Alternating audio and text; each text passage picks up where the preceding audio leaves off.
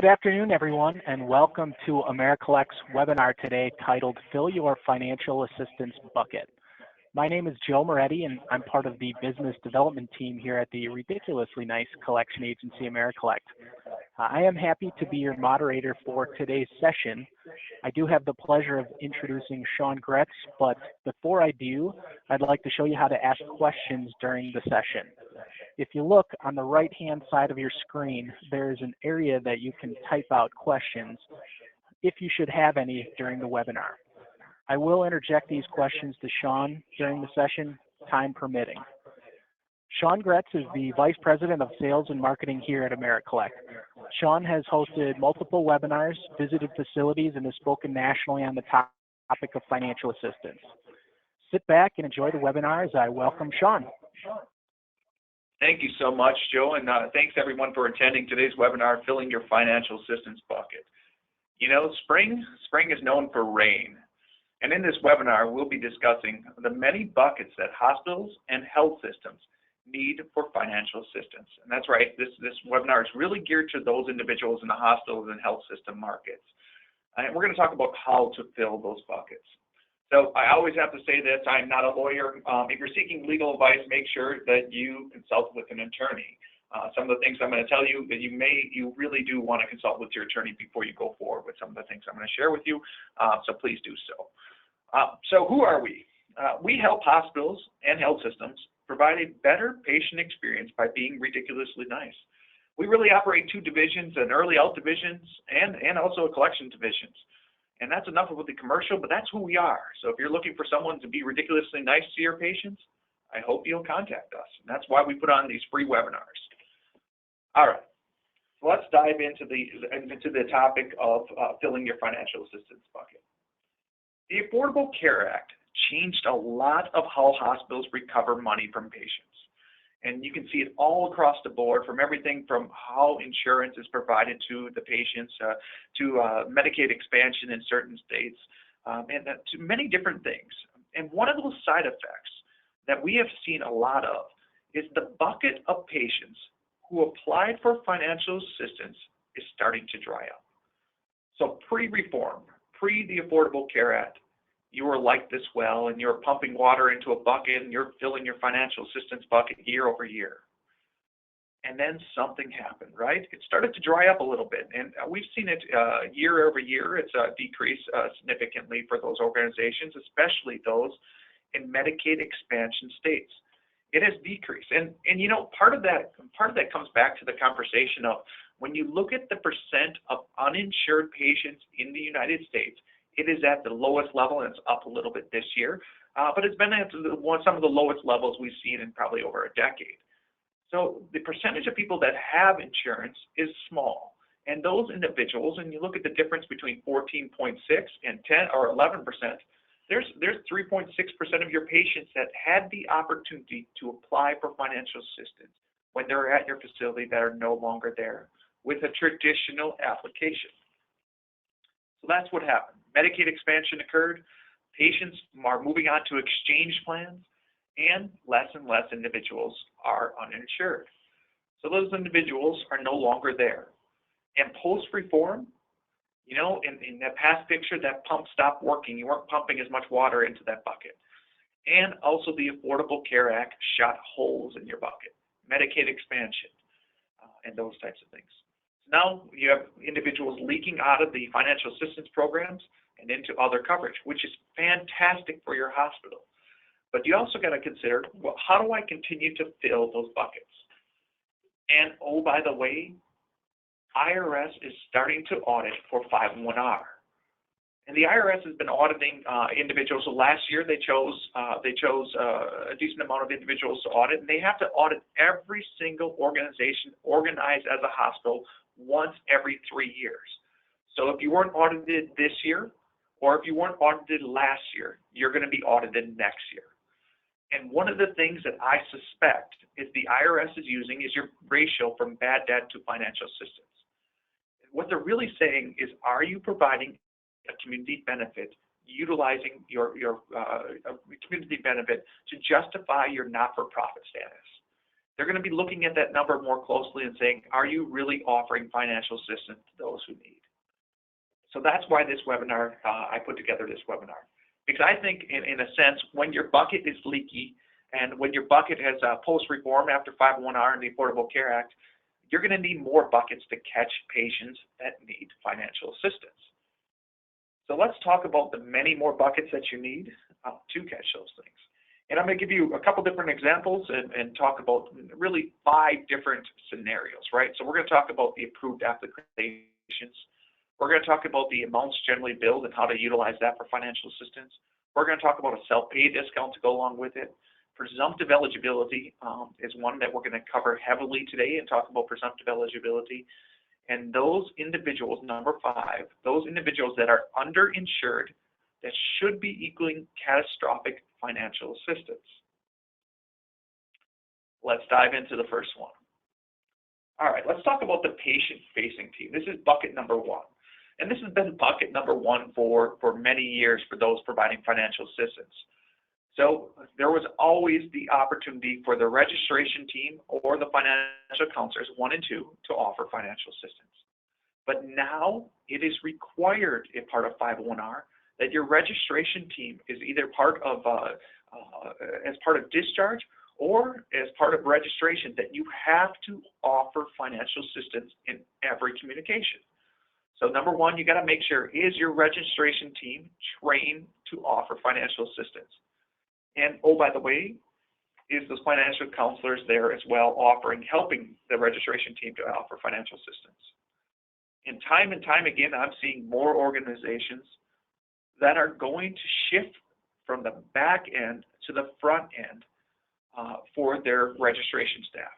They're taking individuals that used to be their customer service team and really moving them forward to act as financial counselors to try to help patients receive financial assistance before the visit. You know, I guess this is a little bit pat on our back. It's one of those things where we get called time and time again in our early out company for us to help individuals make that shift, to help those individuals that are currently sitting on your back end move to that front end, and for us to take over that back end functionality. Now that's not the reason why I'm saying this, but it is a way for you to increase to fill one of those buckets more with financial assistance. Is move the back end people to the front end. Let an organization that has a technology to make the customer communications and provide that better patient experience using dialers, using chat functions, using text, all on the front or all on the back end for you, and let you guys focus on really converting those individuals to financial assistance or Medicaid eligibility. And number 2, with your financial counselors, I can't stress this enough. Make it easy on your financial counselors to approve financial assistance. The policies themselves can be cumbersome and full of languages that makes it very confusing for financial counselors in order to approve individuals. A great example of that would be having the leeway to take an application verbally. The 501R final regulations allows you to take an application verbally from a patient. And giving that capability for a financial counselor to take it verbally and to approve them for financial assistance is extremely important to help ease the bucket and fill that bucket more often. Number 3, we're talking about the customer service reps, right? The individuals that are on the back end currently. Are they offering financial assistance in every communication? So one of the requirements of 501R is to have an oral notification of patients about financial assistance before they go to collections. It's good practices to have them say on every single call, financial assistance available to those who qualify. That's simple language. Financial assistance is available to those who qualify. Should be built into the dialogue of your customer service reps. And some facilities also have Medicaid eligibility teams that really work with patients to get them qualified for financial assistance or for Medicaid. If you outsource that functionality, you should really have a conversation with those individuals that you outsource it to, or the individuals that you move from the back end to the front end, or financial counselors, to discuss if a person does not qualify for Medicaid but still has the very low income, let's start walking down the path of helping them to apply for financial assistance. And number 5 and 6 is something that I don't know too many facilities that have these conversations, but it's important to have these conversations. with the patient-facing side, with the nurses and doctors of your facility. If you have not had a conversation with them and discussed what financial assistance is and how it helps the patients that they're seeing, it's important to do so. You know, they always say that your financial life is the second most private thing that a person holds dear to them. They don't talk about it too often, your financial life, with many people. It's a hard conversation to have because people don't want to disclose that they're struggling. Well, you know what the number one conversation, the hardest thing to have a conversation is? It is your medical health. And that's already a tough conversation that nurses and doctors are having all the time. So imagine adding to that the conversation of financial health along with medical health as well. Make sure the doctors and nurses know that what programs you have and how they can help facilitate offering financial assistance to your patients. So that's bucket one. Bucket one is all the patient-facing team. They have to be ready to offer financial assistance. Sorry about that. Let's go on to bucket two. Let's talk about a simple way to add more to your financial assistance application. Let's talk about bad debt. Most facilities that I know don't have this in their policy, but I would highly suggest adding this to your financial assistance policy. If a patient is approved for financial assistance today, how likely is it that they're going to be able to afford that past debts, the past accounts that are at your collection agency? In my mind, the answer is slim to none. The likelihood of them paying off any of those accounts in bad debt probably will not happen. So I highly suggest adding the bottom red language, if approved for 100% discount for financial assistance on all outstanding receivables, including those of the bad debt agency, unless a payment has been applied on the account, will be approved. Basically saying, look, patient, if you're approved for financial assistance today for 100% write-off, all your old receivables, all the old accounts will also be canceled from the collection agency, converted to financial assistance. Now, I know some of the controllers' ears are popping up, or CFOs that are joining this webinar today is, well, how are you going about converting those individuals when you already put them in the bad debt bucket to financial assistance? And I know many organizations are taking the practice nowadays to convert those to financial assistance because it's so extremely important to make sure that you are providing a ratio of bad debt to financial assistance as well. So take a look at this again, bring this back up to your controllers and CFOs and have the conversation. And should we be converting individuals that had bad debt that now qualify for 100% care that should be properly bucketed as financial assistance? Let's go into bucket three. In the 501R pre-publication that they released, they stated that only discounts, and this is the center part of this, only discounts specified in the hospital's facilities financial assistance policy, therefore subject to the AGB limitation, may be reported as financial assistance on Schedule H of the 990. And guess what? AGB is a discount that is on your financial assistance policy. That discount that you're providing is community care. It really should be claimed, your AGB discount, as financial assistance.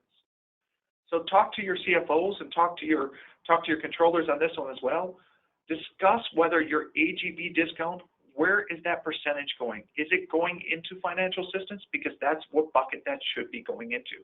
It is a discount that's on your financial assistance policy, and therefore it should be included in your bucket for financial assistance. And oh, by the way, that's not the only one that's probably included in your financial assistance policy.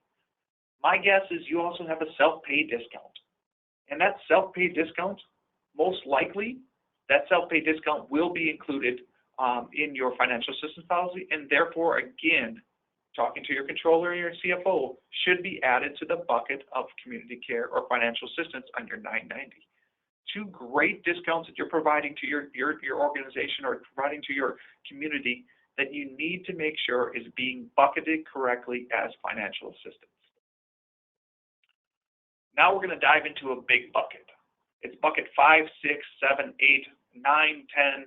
I think it goes 9 and 10 as well to go along with this. It's presumptive eligibility.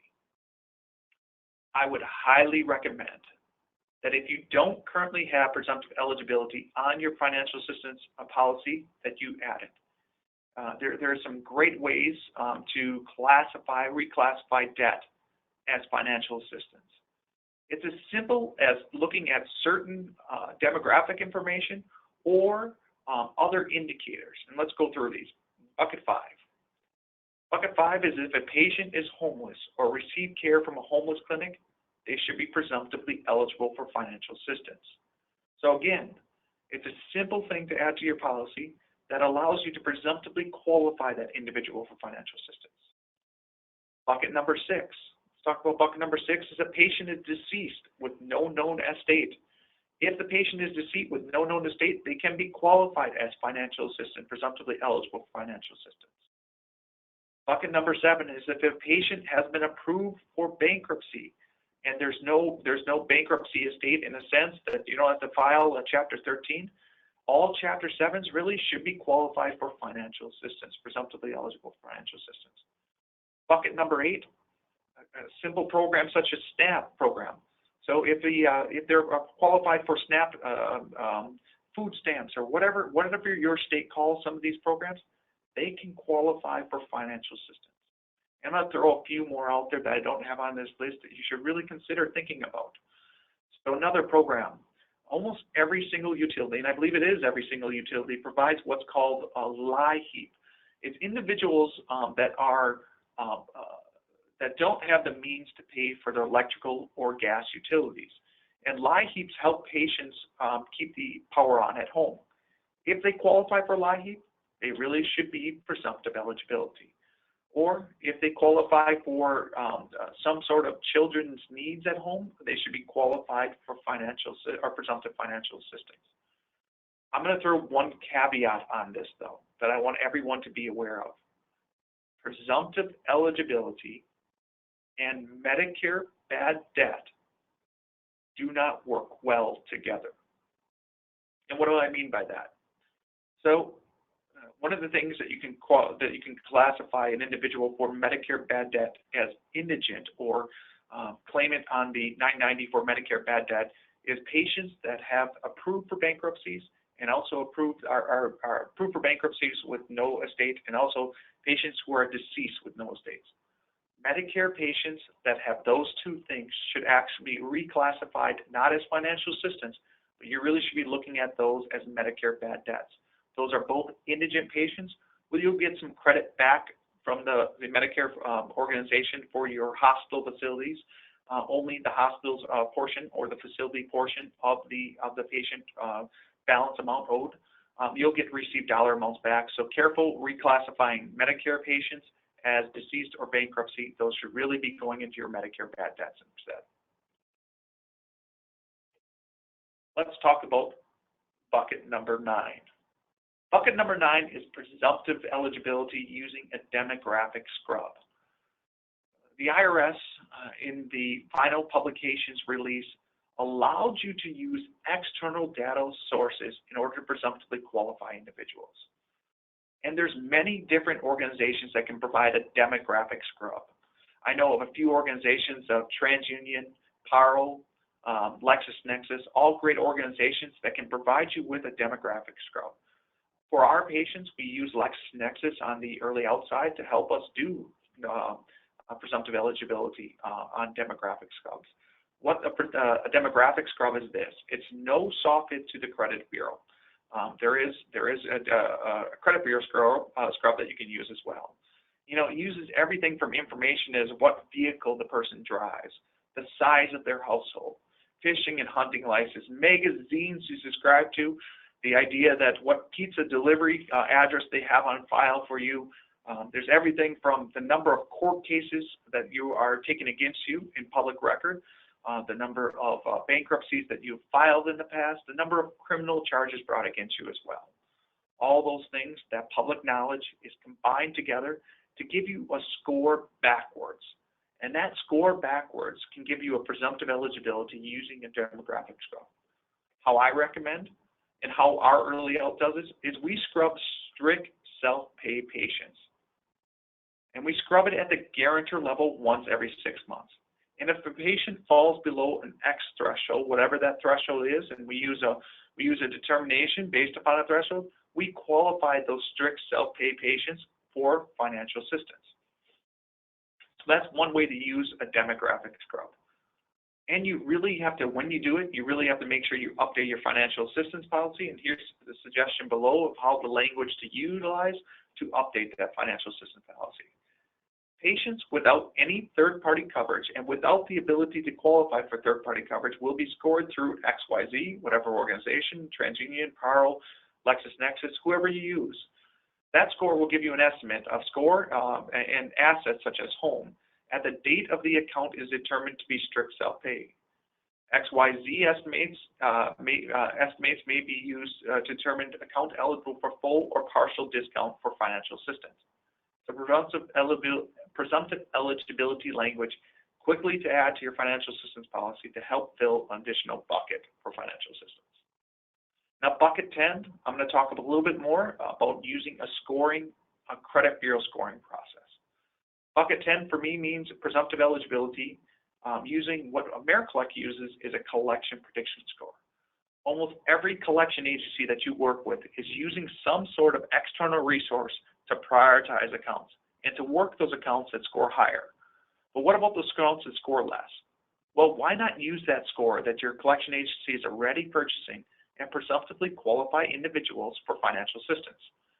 And again, you scrub at the guarantor level on the day or 2 days before, as the account lands in your collection agency office, they can score these accounts for you.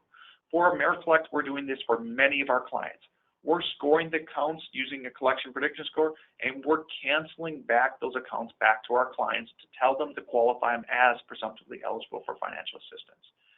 And in this case, we do not use strict self-pay. We do the entire balance, strict self-pay and patients that have balance after insurance. We scrub all the accounts that come into our office. Any account that scores below X, I send it back, so the hospital puts them as financial assistance, presumptively eligible for financial assistance. And here's the difference on this. The accounts that score below 499 that come into my office, I have a less than 1% chance to collect that account. Less than 1% chance. Meaning that those are patients that score extremely low on using our collection prediction score. The likelihood of me recovering anything is less than 1%. You want those accounts back, and you want to put them on your financial assistance on your 990. Again, if you're using this presumptive eligibility method, you do have to update your financial assistance policy. Below is a topic below is the language that I would suggest, or some sort of language close to this. Patients listed for collections will be scored through a credit bureau. This score will cause a soft hit on your credit file and will not affect your credit score. All accounts that score below 499 and have no payments applied to the account will be qualified for financial assistance. Simple, quick thing to add to your financial assistance policy to increase the amount that is in that bucket. Let's talk about bucket 11, because I think bucket 11, along with the scoring processes, is one of the biggest opportunities for hospitals to qualify more people for financial assistance. Bucket 11 is what a lot of in the industry is calling catastrophic financial assistance. And I'm going to talk about a term called underinsured. Did you know that the percentage of adults who were considered underinsured went from 12 to 23% in 2003 to 2014? I know these numbers are a little bit old, and I don't have newer data on this, but they release it every so often. And I think this one comes from the Commonwealth Fund survey. But 23% of adults who are insured are considered underinsured. And what does that mean, right? So what does underinsured mean? Well, it's kind of the understanding that the ability to, a patient has insurance, but it really doesn't cover them as well as it should cover them. Or that they're underinsured in the sense that while it does cover them, the percent that had at least one that their capability to not pay those accounts is increasing. So here's another great chart to go along with that, right? So underinsured adults report medical bill problems at twice the rate as insured adults who are not underinsured, right? So let's take a look at this. Individuals that have to pay for a bill sometimes don't have the capability to pay for the bill because a $5,000 or a $10,000 deductible is just way too much for them to have. There was a great study, and I'm going to forget who put on this study, that the average American has less than $400 to their name. The average American. Now think about that. And think about those individuals that are struggling to pay for your medical accounts. Those individuals have less than $400 to name and probably have a deductible of $5,000 or $10,000. If they only have $400 to name, how are they going to afford the $5,000 and $10,000 deductible? And yes, I agree. Patients should be planning ahead, and they really should be working to figure out a way to get a health savings account for that $5,000 and $10,000 deductible. But that's just not realistic sometimes in today's world.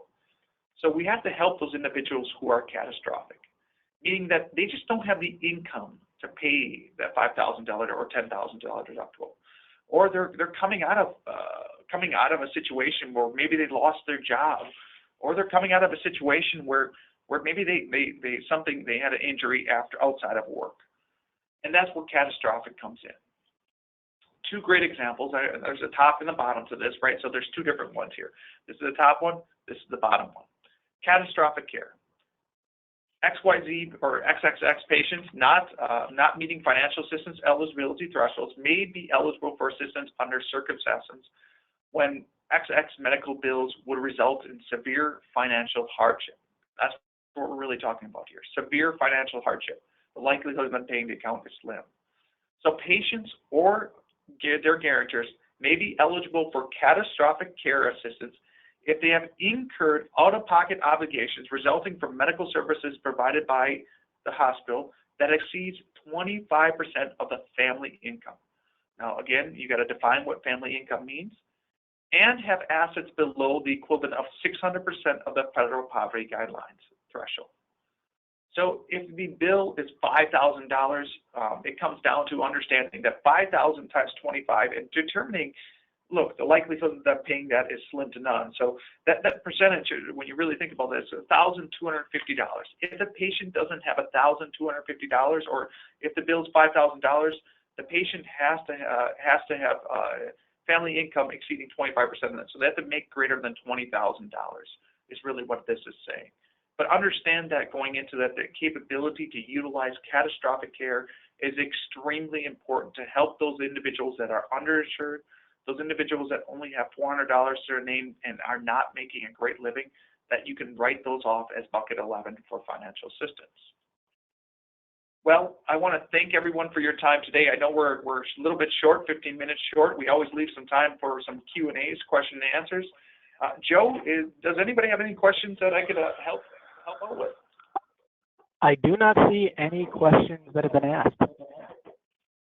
Well, my email's on the PowerPoint at the end, or on the handouts at the end. If you do ever have any questions about 501R, about Medicare bad debt, about financial assistance, about collections early out, my email and my phone number on there, please give me a call at any time. Thank you for your time today.